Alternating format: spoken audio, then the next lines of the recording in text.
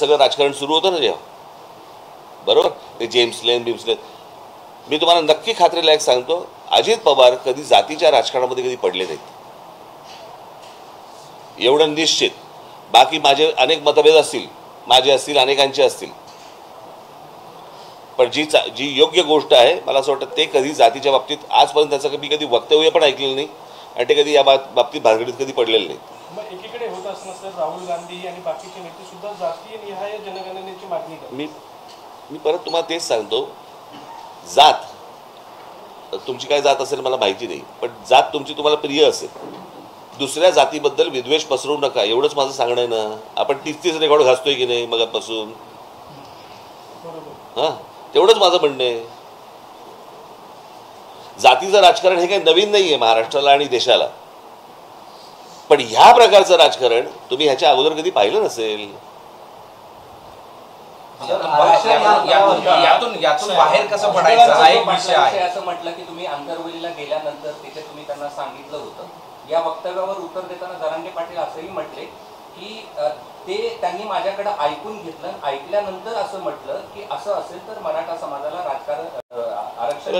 माझं मी तुम्हाला दुसरं आज त्यांनी आणखीन एक असं वक्तव्य केलंय आपल्या वक्तव्यानंतर की आता राज ठाकरे यांच्या विरोधात आंदोलन करू नका, गरज पडली तर मी मुंबईला जाऊन राज ठाकरेंची गचुंडी पकडेल. गचुंडी?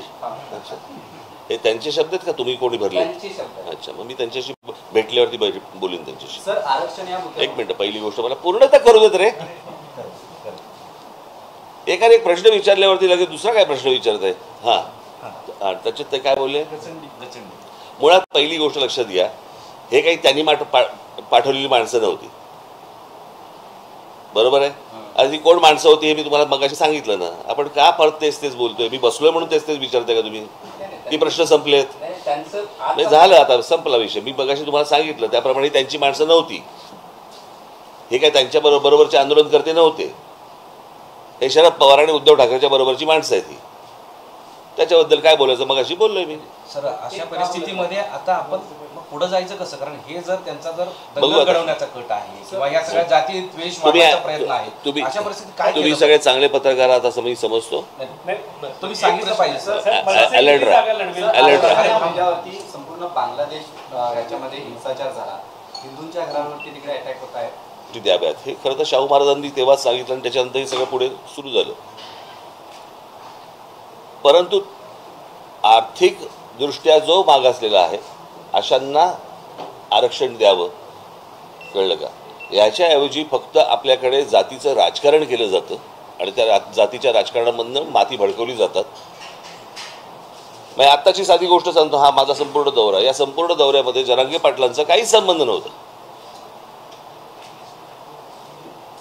म्हणजे त्यांचा विषय पण नव्हता. पण त्यांच्या आंदोलनाच्या मागून शरद पवार आणि उद्धव ठाकरेंसारखी मंडळी ज्या प्रकारचं राजकारण करतायत, जे मला मराठवाड्यामध्ये दिसतंय, आणि यातला अजून एक दुर्दैवाचा भाग की या मराठवाड्यामधले काही पत्रकार या सगळ्या गोष्टींसाठी म्हणून इन्व्हॉल्व्ह झालेले आहेत. म्हणजे मला त्यांची नावही माहिती आहेत मला, कळलं का? ती योग्य ठिकाणी जातीलही, त्याच्या इन्क्वायऱ्या सुरू पण होतील. म्हणजे कोणाला पेवर ब्लॉकचे कॉन्ट्रॅक्ट्स मिळाले आहेत, कोणाला MIDC मध्ये जागा मिळाल्या आहेत, कोणाला किती पैसे मिळाले आणि त्याच्यातनं कशा गाड्या घेतल्या गेल्या आहेत, कळलं का? अशा सगळ्या गोष्टी माझ्या कानावरती आलेल्या आहेत. म्हणजे मी ज्या वेळेला ह्याला होतो, धाराशिवला होतो, त्यावेळेला धाराशिवला मला काही लोक भेटायला तिकडे बाहेर सगळे आले होते. त्या लोकांना भडकवण्याचं काम काही पत्रकार तिकडे करत होते.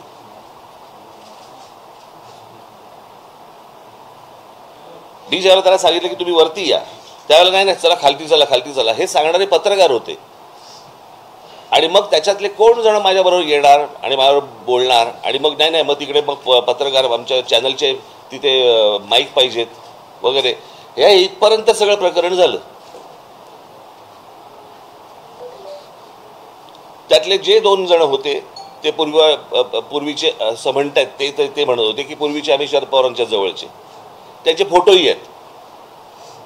आता पूर्वीचे तुतारी बरोबर पूर्वीचे फोटो कसे असतात हे मला कळलेलं नाही.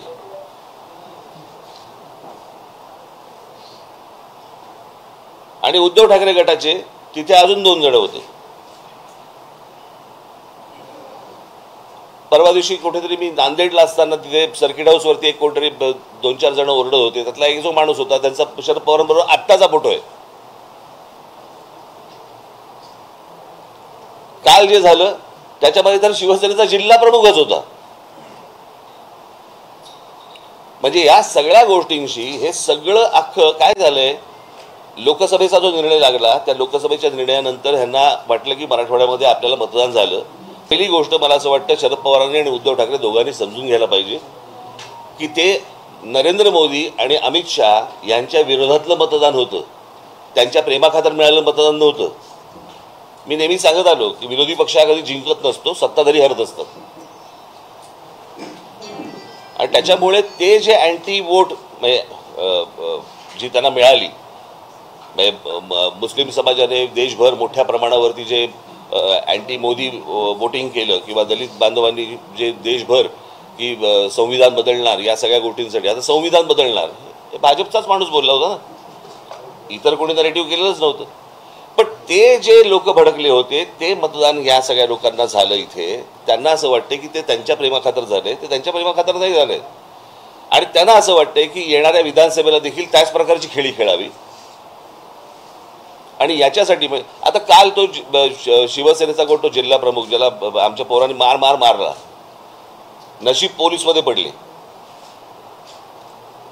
प्रश्न असा आहे, तो ओरडत गेला 1 मराठा लाख मराठा. म्हणजे काय, तर ह्यांना दाखवायचं की हे जरांगे पाटलांचं आहे.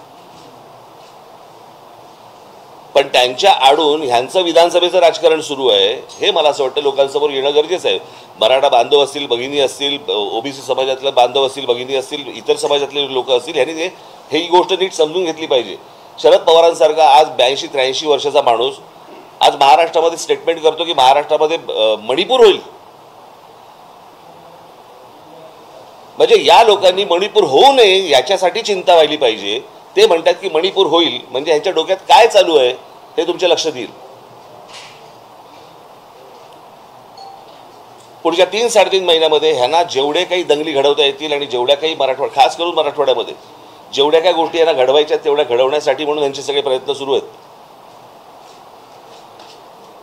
तुम्ही जर समजा शरद पवारांचं, मी माझ्या जाहीर सभेमध्ये पण सांगितलं होतं, शरद पवारांचं जर राजकारण तुम्ही बघितलं तर हे गेलं ते सगळं जेम्स लेन प्रकरणापासून यांनी सगळे सुरुवात केली आणि ते स्टेप बाय स्टेप ते हे गेलं ते सगळं जेम्स लेन प्रकरणापासून यांनी सगळे सुरुवात केली आणि ते स्टेप बाय स्टेप एक जात झाली.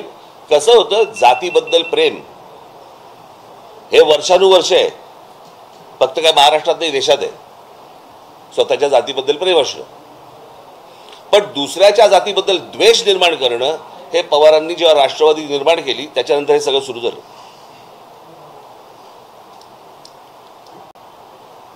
आज माझ्या दौऱ्यामध्ये या लोकांनी अडथळे आणण्याचे प्रयत्न केले. उद्या जर माझं मोहोळ उठलं ना, त्यांना निवडणुकीला एकही सभा पण घेता येणार नाही. त्यांनी माझ्या वाट्याला जाऊ नये या लोकांनी, कळलं का? मी एकदा मागे म्हटलं होतं की यांच्याकडे प्रस्थापित आहेत, माझ्याकडे विस्थापित आहेत.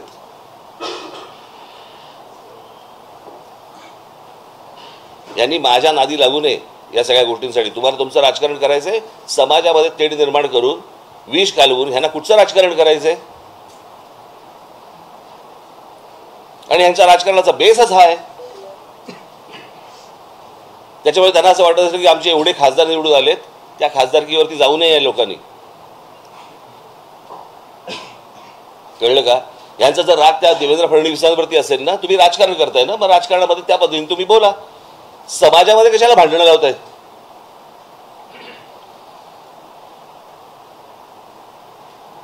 बरं, विषय आरक्षणाचा आहे ना. मला अजूनही आठवते 2003 किंवा 2004-05 वगैरे असेल, आठवत नाही मला. त्याला पहिल्यांदा मराठा समाजाचा मोर्चा त्यावेळेला, ते जे नंतर जे आले ना मोर्चे ते नंतरचे वेगळे,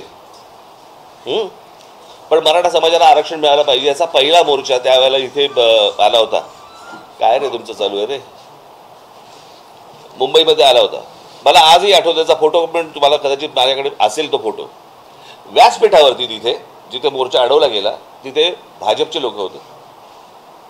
राष्ट्रवादीचे लोक होते, काँग्रेसचे लोक होते, शिवसेनेचे लोक होते आणि बाकी इतर काही लोक होते. सगळ्यांनी एकमुखांनी तिथे सगळ्यांनी सांगितलं की मराठा समाजाला आरक्षण मिळालं पाहिजे. बरोबर? कोणी अडवलं मग पुढे? अडवलं कोणी पुढे? जर तुमचं सगळ्यांचं एकमत आहे तर तुम्हाला थांबवलंय कोणी? मग अजूनपर्यंत गेली अनेक 15-20 वर्ष होत का नाही आहे? म्हणजे गेली 10 वर्ष केंद्रामध्ये नरेंद्र मोदी पंतप्रधान आहेत किंवा होते, आता 3री टर्म सुरू झाली, पण 10 वर्ष तर होते ना, बहुमतात होते. ज्या नरेंद्र मोदींनी बारामतीमध्ये येऊन सांगितलं होतं की मैं शरद पवार जी की उंगली पकड़ के मैं राजनीति में आया. आठवतं स्टेटमेंट तुम्हाला? आठवतं तुम्हाला? मग त्या शरद पवारांनी मराठा समाजाच्या आरक्षणाबद्दल शब्द का नाही टाकला?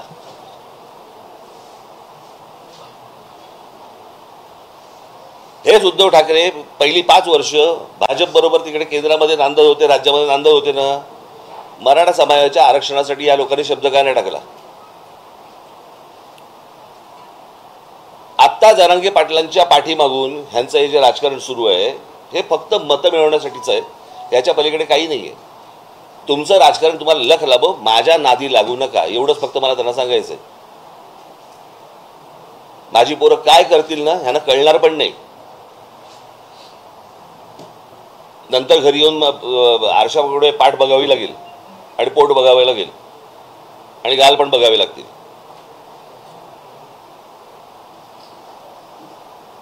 अत्यंत चिखल करून ठेवला या सगळ्या अख्ख्या राजकारणाचा या लोकांनी.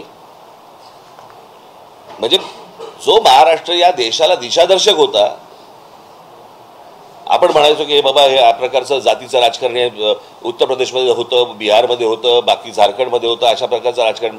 मी तुम्हाला एक मागे उदाहरण पण दिलं होतं, आठवतं तुम्हाला? आमचे अनिल शिदोरे गेले होते एकदा आणि एका धाब्यावरती थांबले चहा प्यायला. तर धाब्यावरचा तो काउंटरवरचा माणूस आला, हे बसले होते तिकडे खाटेवरती, तो काउंटरवरचा माणूस आला आणि शिदोरेंना विचारलं कौन सी जात से हो. हे वातावरण महाराष्ट्रात आणायचंय. त्या दिवशी मी मोबाईलवरती बघत होतो, कुठेतरी मला क्लिप पाठवली, लहान लहान मुली बोलत होत्या की आम्ही ओबीसी समाजातल्या आणि आमच्या मराठा समाजातल्या आमच्या मैत्रिणी होत्या, पण आता हे सगळ्या वातावरणामुळे त्या दूर झाल्या, आम्ही पण दूर झालो. इथपर्यंत आणलं, खालपर्यंत घाण राजकारण का? तुम्हाला सत्य द्यायचंय म्हणून, मतं पाहिजेत म्हणून?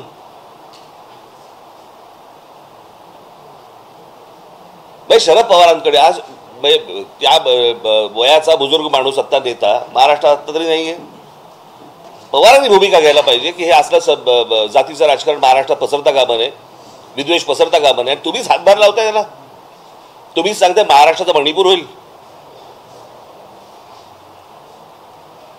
पण याचं राजकारणच मुळात तुम्ही पहिल्यापासून जर बघितलं ते फक्त जातीमध्ये विद्वेष पसरून या सगळ्या गोष्टी करायच्या, याच्या पलीकडे यांचं दुसरं राजकारण नाहीये. माझी फक्त मराठा समाजातल्या बांधवांना भगिनींना माझी विनंती आहे, ओबीसी समाजातल्या आहे, इतर समाजातल्या आहे, दलित बांधवांमधल्या तिथे पण आहे, ह्यांच्या नादी लागू नका. निवडणुका येतील, निवडणुका जातील, परंतु ही जखम बरी होणार नाही. हे सतत त्याच्यावरती मीठ टाकत राहतील. मी अनेकदा सांगत आलो, अरे एक आपण उदाहरण म्हणून पकडूया. मी मगाशी जे बोललो तुम्हाला, महाराष्ट्रासारखं सक्षम राज्य, याच्यामध्ये तर उद्योगधंदेचा हा भाग आहेच. एक तुम्हाला उदाहरण म्हणून सांगतो. उदाहरण तुम्हाला आठवत असेल, मागे रेल्वेचं आंदोलन झालं होतं, आठवतं ना? की नोकर भरती होती महाराष्ट्रामध्ये आणि त्याच्या जाहिराती होता UP बिहारच्या वर्तमानपत्रांमध्ये. महाराष्ट्रामध्ये जाहिरातीच नव्हत्या, कोणाला माहितीच नव्हतं. हे आम्हाला कळल्यानंतर हे सगळं सुरू झालं. तीच गोष्ट आपण समजा पकडूया. एक त्यातला एक पार्ट सांगतो, महाराष्ट्राच्या सुबत्तेचा एक पार्ट. मुंबई, ठाणा. मी ठाणा म्हणजे ठाणे जिल्ह्यामध्ये 8 महानगरपालिका आहेत, त्यातलं मी फक्त ठाणे शहर पकडतोय. हां, मी बाकीच्या महानगरपालिका पकडत नाही आहे. मुंबई, ठाणा, पुणा, नाशिक, नागपूर. मी संभाजीनगर पण पकडत नाही आता. जर या 5 शहरांमध्ये मिळून साधारणपणे किती रिक्षा असतील अंदाज आहे तुम्हाला? साधारणपणे 90 लाख ते 1 कोटी. च्या आसपास रिक्षा आहेत.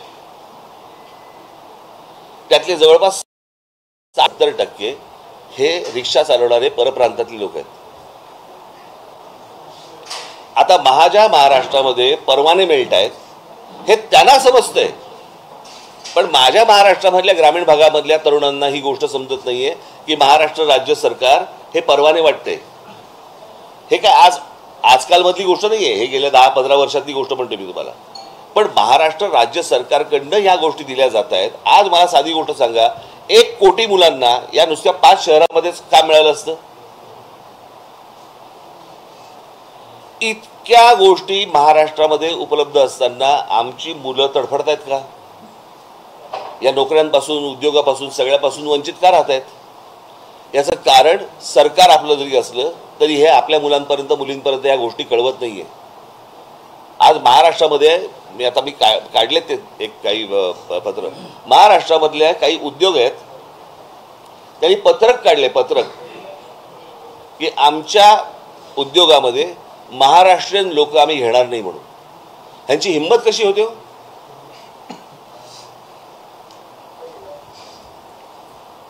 म्हणजे एवढ्या सगळ्या गोष्टी उपलब्ध असताना आम्ही आज फक्त भांडतो आहोत का?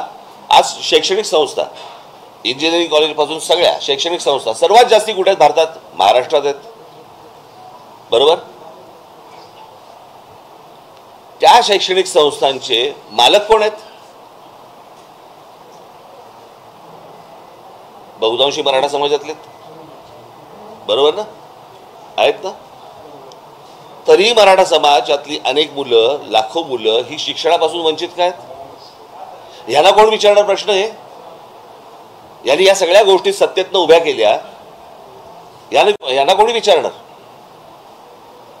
म्हणजे ह्याला कोणी विचारायचं नाही. सरकार सरकारच्या बाजूने, हे यांच्या राजकीय पोळ्या भाजत बसणार, कोणाच्याही खांद्यावरनं बंदुका चालवणार आणि इथे आम्ही डोकी फोडत राहणार समाजामध्ये. मला असं वाटतं महाराष्ट्रातला समाज हा सुज्ञ आहे, त्याला या सगळ्या गोष्टी समजतील. आणि मला, तुम्ही सगळे पत्रकार बांधव आहात, मला तुम्हाला फक्त एवढंच सांगायचं आहे, तुमच्यातले जे काही अशा प्रकारचे विष कालवणारे किडे असतील, मला असं वाटतं त्यांना तुम्हीच वेळीच बाजूला सारणं गरजेचं आहे. किंवा हाताबाहेर प्रकरण गेलं ना, नंतर आवरता येणार नाही. म्हणजे कालचा जो प्रसंग झाला तुमच्या ह्याच्यातला, कुठला, बीडला, त्याच्यात 3 पत्रकार सापडले तर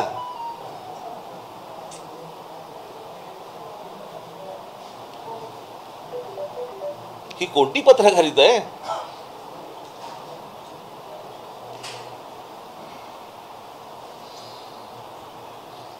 सो मला असं वाटतं की मी हा सगळा दौरा पूर्ण करून मी आता मुंबईला जाईन. 20 तारखेला माझा विदर्भाचा दौरा सुरू होईल. बघू काय विघ्न आणतात ते, आणि ते विघ्न त्यांच्या गळ्यात कशी घालता येतील ते आम्ही पाहू. संविधान बदलण्याचा जे मुद्दा तुम्ही मांडता ते भाजपच्या खासदारांनी सुरुवातीला बोललं होतं. भाजपवाले तर म्हणतात की ही फेक नॅरेटिव्ह विरोधकांनी सेट केली. नाही, मी त्याशी बोललो ना, सोलापूरला पण हेच सांगितलं की भारतीय जनता पक्षाच्या एका माणसाने नाही सांगितलं, 4-5 लोकांनी सांगितलं. तेव्हा बोलून झालं ते. काही असतात मूर्ख, त्याला काय करणार तुम्ही. पण ती गोष्ट त्यांना शेवटपर्यंत खोडता नाही आली. तुम्हाला आठवत असेल शिवतीर्थावरचं, शिवाजी पार्कवरचं माझं भाषणामध्ये मी तेव्हा पण हे बोललो होतो की संविधान बदलणार नाही, हे तुम्ही स्पष्ट करा. आठवतं ना तुम्हाला? मी त्या भाषणामध्ये सांगितलं होतं मी, पण ते शक्य नाही झालं त्याला.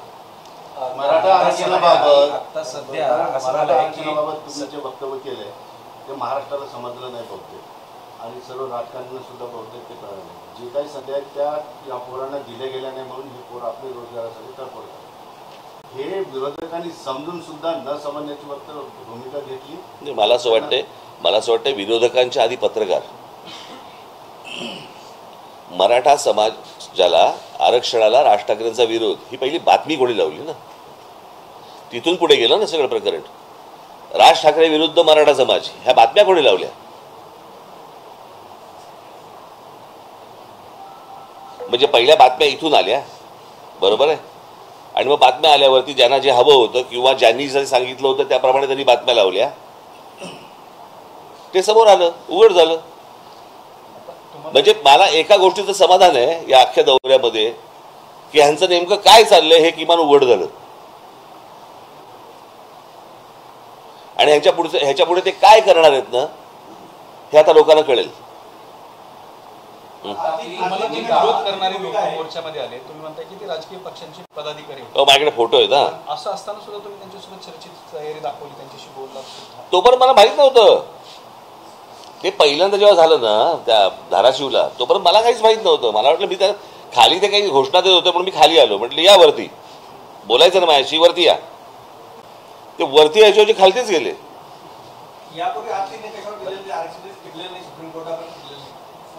मला बघा प्रश्न असा आहे, मला एवढंच म्हणायचं आहे, हा आपण ज्याला आपण आर्थिकदृष्ट्या जो मागासलेला आहे त्याला वरती आणलं पाहिजे असं सगळ्यांची इच्छा आहे ना. आहे ना. समजा माझी इच्छा आहे, मी शरद पवारांची मुलाखत घेतली होती पुण्याला, काढून बघा हा प्रश्न मी त्यांना विचारल्यावरती त्यांनी सांगितलं होतं आर्थिक निकषावरतीच आरक्षण दिलं गेलं पाहिजे. टिकत म्हणजे कोणी टिकवायचं नाही, टिकवायचं कोणी टिकवायचं. शेवटी बघा प्रश्न असा आहे, शहाबानू प्रकरणामध्ये जर समजा सुप्रीम कोर्टाचा निर्णय फेटाळण्याची ताकद जर लोकसभेमध्ये आहे तर लोकसभाच आहे ना. आणि आपल्याकडे ईडब्ल्यूएस आहे. उद्धव ठाकरे ही भूमिका घेतली, आरक्षणाची मर्यादा वाढली पाहिजे तरच ते आरक्षण देता येईल. तुमच्या त्याच्याबद्दल काय भूमिका, म्हणजे 50% कॅप उठवणं जी आहे, मर्यादा 50% वाढवणं, केंद्राच्या हातामधला हा निर्णय आहे. मला असं वाटतं की खरी गरज कोणाला आहे ना ते पहिलं तपासणं गरजेचं आहे. कळलं का. हे तुम्ही टक्क्यात जाऊच नका. या टक्क्याला काय अर्थ आहे. निवडणुका आल्या की भाजपकडनं सातत्यानं आरक्षणाचे वादे केले जातात. धनगर आरक्षणाच्या बाबतीत सुद्धा त्यांनी असाच पद्धतीचा मागच्या निवडणुकीच्या आधी त्यांनी वादा दिला आणि त्यानंतर 5 वर्ष हा मुद्दा तसाच राहिला. भाजप सुद्धा या जातीय राजकारणाचा वापर करते असं वाटतं तुम्हाला. केलाच ना त्यांनी पण केलंच की हे सगळे मिळून. परंतु या सगळ्या ह्याच्यामध्ये आता गेल्या लोकसभेनंतर जे सुरू झालंय त्याच्यानंतर काय शरद पवारांची राष्ट्रवादी आणि उद्धव ठाकरेचा काय जो गट जो असेल तो हे ज्या हिरिरीने पुढे आलेत विष पसरवायला ते जर जास्तीच आहे.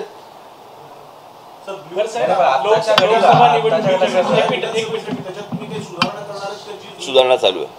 लोकसभा निवडणुकीमध्ये मनसे नरेंद्र मोदी दिल्लीत पाहिजे म्हणून त्यांच्या सोबत होतं. आता विधानसभेला तुम्ही महाराष्ट्रभर दौरा करतायत, विधानसभेचे काही उमेदवारी सुद्धा तुम्ही जाहीर केल्यात मनसेच्या. मग महाराष्ट्रात आपल्याला एकनाथ शिंदे, फडणवीस, अजित पवार नकोत का. प्रश्न असा आहे ना, काय आहे 3 लोकांची एक कंपनी आहे, त्यांचे स्टेक ठरलेले नाही आहेत. कुठून चौथा पार्टनर घेणार. महाराष्ट्रात खरी गरज ज्यांना, आरक्षणाची खरी गरज ज्यांना आहे त्यांना दिलं पाहिजे. पण मराठा समाज जी आरक्षणाची मागणी करते तर त्यांना आरक्षणाची गरज आहे असं तुम्हाला वाटतं का. जो गरीब त्याला असणारच ना. कळलं का. मराठा काय आणि कोणी काय, तुम्ही कशाला त्याच्यात फोड करताय. मी आत्ता हे जे पत्रकार आहेत ना इथे समोर उभे आहेत, बरोबर आहे, इथे उभे राहा आणि सांगा यांची जात कुठची. सांगता येईल का यांची जात कुठची. सांगता येईल का. नाही ना. आपण कशाला फोड करतोय. त्या जातीचं आंदोलन सुरू आहे म्हणून. हो पण म्हणूनच माझं तेच म्हणणं होतं. आता मागच्या वेळेला पण मी आठवत असेल तर तुम्हाला जरांगे पाटलांचं आंदोलन चालू असताना तिथे बोललो होतो ना मी. होतात ना तुमच्यापैकी कोणी तिकडे. की तो टेक्निकल प्रॉब्लेम आहे. आणि कसं आहे हा फक्त महाराष्ट्रातल्या मराठा समाजाचा विषय येत नाही. एक जर विषय आला तर बाकीच्या राज्यांमधल्या ज्या इतर जाती आहेत त्यांचाही विषय येतो भर. आणि ते बाकीच्या राज्यांमध्ये कोणी काढायला तयार होत नाहीयेत. जातीय मतांचं राजकारणच सगळे पक्ष डोळ्याचं मोठं ठेवतात ना. सगळ्या पक्षांचा एकच अजेंडा दिसतो जातीय. बघा माझं असं म्हणणं आहे, माझं सांगणं कोणाला आहे.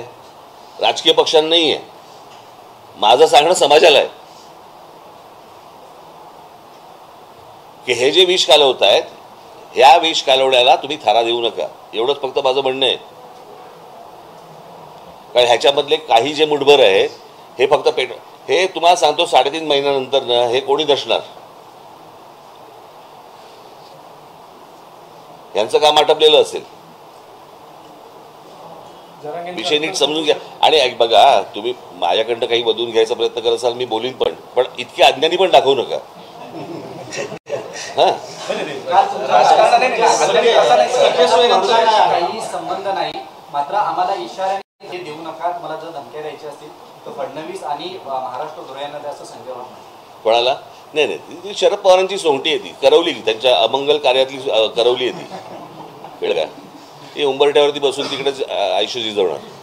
तुम्हाला उत्तर प्रदेश, बिहार आणि महाराष्ट्र याच्यातल्या राजकीय पट्टा जो आत्ताचा आहे तुम्हाला काय म्हणायचं? काय काय काय सॉरी एकूण जो बिहारचा आणि महाराष्ट्राचा जो राजकीय पट आहे त्याच्याविषयी तुम्हाला काय म्हणायचं? कारण नाही, त्यांच्यासारखा पट आपण निर्माण करता इथे लोक. असा महाराष्ट्र तुम्ही पाहिलात का हो? जरा मला जरा सांगा. तुमच्यातलं आता माझ्याकडनं काय वधून घेणं आणि तुम्हाला काय छापणं बिपणं हा जरा आपण बाजूला सारू, पण एक पत्रकार म्हणून तुम्ही इतकी वर्ष या सगळ्या फील्डमध्ये आहात, मराठवाड्यामध्ये आहात, असा होता का हो महाराष्ट्र? बाकी सगळं ठीक आहे, राजकारण होत राहील, बाकीच्या सगळ्या गोष्टी होत राहतील, एकदा काहीतरी आपण स्वतः विचारलं पाहिजे ना, असे होतो का आपण? म्हणजे आता कसं आहे, महापुरुष जातीमध्ये वाटून घ्यायचे, संतांची आडनावं बाहेर काढायची, हे असं नव्हतं कधी. हे ज्यांना त्याच्या मागून जे त्यांना राजकारण जे खेळायचंय तेच हे सगळे उद्योग करतायत. पण राजकारणी सुद्धा त्यावर डिसेंट होते, राजकारणी सुद्धा बदलले जातात, राजकारण्यांना सुद्धा हे जातीचे संघाचे हवे, म्हणजे लोकही बदलले, महाराष्ट्र बदलला, नेते बदलले. आता मी परत तेच सांगतो, पत्रकारही बदलले, बरोबर ना? सगळ्यांनी पवार आणि ठाकरे यांच्यामुळे जर परिस्थिती बिघडते असं तुमचं म्हणणं आहे, तर मग शिंदे असतील, फडणवीस असतील किंवा अजित पवार असतील, ह्यांची नेमकी भूमिका काय आहे? हे बघा, मी तुम्हाला एक गोष्ट सांगू का, या सगळ्या ह्याच्यामध्ये सगळ्यांनीच या जातीचं समीकरण ह्याच्या अगोदर राखली, पण हे ज्या प्रकारचे तीव्रपणे जे विष घालवत आहेत असं, मी तुम्हाला एक अजित पवारांबद्दल एक गोष्ट तुम्हाला सांगतो. हे ज्या वेळेला शरद पवार ज्या वेळेला बरोबर होते ते बरोबर, आणि पवारांचं हे सगळं राजकारण सुरू होतं ना जेव्हा, बरोबर, ते जेम्स लेन बिम्सलेन, मी तुम्हाला नक्की खात्रीला एक सांगतो, अजित पवार कधी जातीच्या राजकारणामध्ये कधी पडले नाहीत, एवढं निश्चित. बाकी माझे अनेक मतभेद असतील, माझे असतील, अनेकांचे असतील,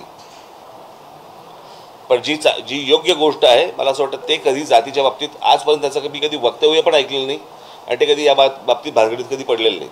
मग एकीकडे होत असणं सर, राहुल गांधी आणि बाकीचे नेते सुद्धा जातीय निहाय जनगणनेची मागणी करतात.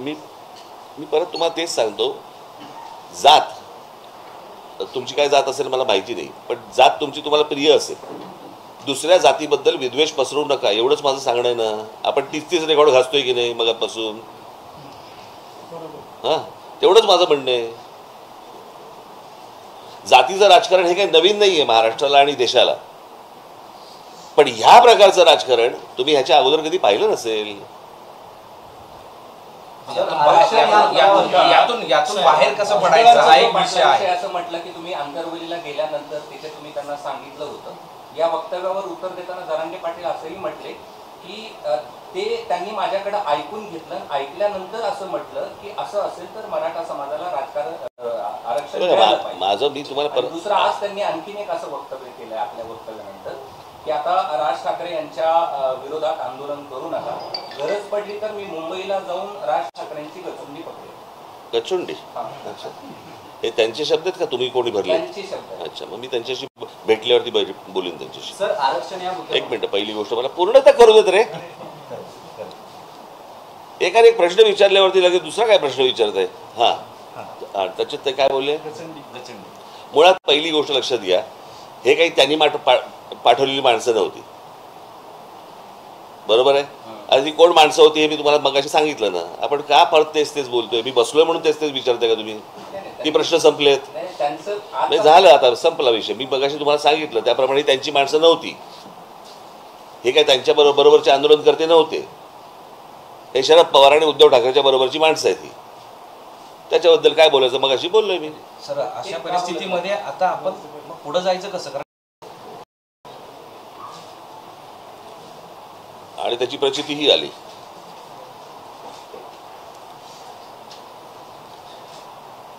सोलापूरच्या पत्रकार परिषदेमध्ये मी जे बोललो ते मला असं वाटतं सगळ्यांनी पाहिलं, ऐकलं. पण त्याच्यानंतर ज्या जाणीवपूर्वक बातम्या केल्या गेल्या त्या मला असं वाटतं थोड्याशा धक्कादायक होत्या. राज ठाकरेंचा आरक्षणाला विरोध, राज ठाकरे विरुद्ध मराठा समाज, काय वाटेल त्या हेडलाईन्स काही लागल्या. तुम्हाला कदाचित आठवत असेल तर 2006 साली मी पक्षाची स्थापना केली आणि 2006 सालापासून आजपर्यंत आमची भूमिका सुरुवातीपासून एकच राहिलेली आहे की आरक्षण द्यायचंच असेल तर ते आर्थिक निकषावरती द्यावं, ही आमची भूमिका पहिल्यापासून राहिलेली आहे. आणि त्याच्या उपर माझं असं म्हणणं आहे की महाराष्ट्राला खरं तर आरक्षणाची गरजच नाही आहे. महाराष्ट्र राज्यासारखं राज्य मला असं वाटतं हिंदुस्थानात दुसरं कुठचं राज्य नाही आहे की या राज्यामध्ये शिक्षणापासून ते नोकऱ्यांपर्यंत उद्योगधंद्यापर्यंत इतक्या गोष्टी इथे उपलब्ध असताना बाहेरच्या राज्यांमधल्या लोकांना इथे सगळ्या गोष्टी मिळतात, पण आमच्या मुलींना इथे त्या गोष्टी मिळत नाहीत. त्या जर समजा महाराष्ट्रामधला जो कोटा आहे, महाराष्ट्रामध्ये ज्या काही उपलब्ध गोष्टी आहेत या जर समजा आपण नीट वापरल्या महाराष्ट्रातल्या मुलींसाठी, मराठी मुलींसाठी, तर आपल्याला खरं तर आरक्षणाची गरजच नाही आहे. इतकं पुरून उरेल इतकं सगळ्या गोष्टी आपल्याकडे महाराष्ट्रामध्ये असताना आपल्याकडे या सगळ्या गोष्टी उभ्या राहत आहेत. आणि मला असं वाटतं ज्यावेळेला बाबासाहेब आंबेडकर, त्यांच्याही अगोदर मला असं वाटतं ज्योतिराव फुले, त्याच्या अगोदर शाहू महाराज, खरं तर आरक्षण ही गोष्ट किंवा अशा प्रकारे दुर्बल घटकांना अशा प्रकारे काही गोष्टी द्याव्यात हे खरं तर शाहू महाराजांनी तेव्हाच सांगितलं आणि त्याच्यानंतर हे सगळं पुढे सुरू झालं. परंतु आर्थिक दृष्ट्या जो मागासलेला आहे अशांना आरक्षण द्यावं, कळलं का? याच्याऐवजी फक्त आपल्याकडे जातीचं राजकारण केलं जातं आणि त्या जातीच्या राजकारणामधनं माती भडकवली जातात. मग आत्ताची साधी गोष्ट सांगतो, हा माझा संपूर्ण दौरा, या संपूर्ण दौऱ्यामध्ये जरांगे पाटलांचा काहीच संबंध नव्हता, म्हणजे त्यांचा विषय पण नव्हता. पण त्यांच्या आंदोलनाच्या मागून शरद पवार आणि उद्धव ठाकरेंसारखी मंडळी ज्या प्रकारचं राजकारण करतायत, जे मला मराठवाड्यामध्ये दिसतंय, आणि यातला अजून एक दुर्दैवाचा भाग की या मराठवाड्यामधले काही पत्रकार या सगळ्या गोष्टींसाठी म्हणून इन्व्हॉल्व्ह झालेले आहेत. म्हणजे मला त्यांची नावंही माहिती आहेत, मला कळलं का? ती योग्य ठिकाणी जातीलही, त्याच्या इन्क्वायऱ्या सुरू पण होतील. म्हणजे कोणाला पेवर ब्लॉकचे कॉन्ट्रॅक्ट्स मिळाले आहेत, कोणाला MIDC मध्ये जागा मिळाल्या आहेत, कोणाला किती पैसे मिळाले आणि त्याच्यातनं कशा गाड्या घेतल्या गेल्या आहेत, कळलं का? अशा सगळ्या गोष्टी माझ्या कानावरती आलेल्या आहेत. त्याला ह्याला होतो, धाराशिवला होतो, त्याला धाराशिवला मला काही लोक भेटायला तिकडे ते बाहेर सगळे आले होते. त्या लोकांना भडकवण्याचं काम काही पत्रकार तिकडे करत होते.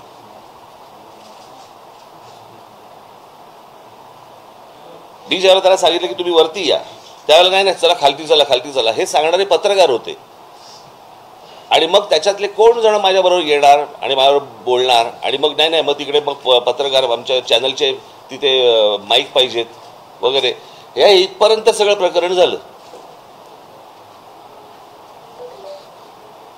त्यातले जे 2 जण होते ते पूर्वीचे असं म्हणतात, ते म्हणत होते की पूर्वीचे आम्ही शरद पवारांच्या जवळचे, त्याचे फोटोही आहेत. आता पूर्वीचे तुतारी बरोबर पूर्वीचे फोटो कसे असतात हे मला कळलेलं नाही.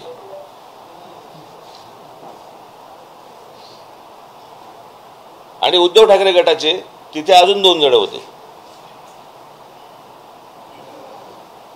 परवा दिवशी कुठेतरी मी नांदेडला असताना तिथे सर्किट हाऊसवरती एक कोणतरी 2-4 जण ओरडत होते. त्यातला एक जो माणूस होता त्यांचा शरद पवारांबरोबर आत्ताचा फोटो आहे. काल जे झालं त्याच्यामध्ये तर शिवसेनेचा जिल्हा प्रमुखच होता. म्हणजे या सगळ्या गोष्टींशी हे सगळं अख्खं काय झालंय, लोकसभेचा जो निर्णय लागला त्या लोकसभेच्या निर्णयानंतर ह्यांना वाटलं की मराठवाड्यामध्ये आपल्याला मतदान झालं. पहिली गोष्ट मला असं वाटतं शरद पवारांनी आणि उद्धव ठाकरे दोघांनी समजून घ्यायला पाहिजे की ते नरेंद्र मोदी आणि अमित शहा यांच्या विरोधातलं मतदान होतं, त्यांच्या प्रेमाखातर मिळालेलं मतदान नव्हतं. मी नेहमी सांगत आलो की विरोधी पक्ष हा कधी जिंकत नसतो, सत्ताधारी हरत असतात. आणि त्याच्यामुळे ते जे अँटी वोट जी त्यांना मिळाली, मुस्लिम समाजाने देशभर मोठ्या प्रमाणावरती जे अँटी मोदी वोटिंग केलं, किंवा दलित बांधवांनी जे देशभर की संविधान बदलणार या सगळ्या गोष्टींसाठी, आता संविधान बदलणार हे भाजपचाच माणूस बोलला होता ना, इतर कोणी नरेटिव्ह केलेलंच नव्हतं. पण ते जे लोक भडकले होते ते मतदान या सगळ्या लोकांना झालं इथे, त्यांना असं वाटतं की ते त्यांच्या प्रेमाखातर झाले, ते त्यांच्या प्रेमाखातर नाही झाले. आणि त्यांना असं वाटतंय की येणाऱ्या विधानसभेला देखील त्याच प्रकारची खेळी खेळावी. आणि याच्यासाठी आता काल तो शिवसेनेचा कोण तो जिल्हा प्रमुख, ज्याला आमच्या पोरांनी मारला, नशीब पोलीसमध्ये पडले. प्रश्न असा आहे, तो ओरडत गेला 1 मराठा लाख मराठा, म्हणजे काय? तर ह्यांना दाखवायचं की हे जरांगे पाटलांचं आहे. पण त्यांच्या आडून ह्यांचं विधानसभेचं राजकारण सुरू आहे, हे मला असं वाटतं लोकांसमोर येणं गरजेचं आहे.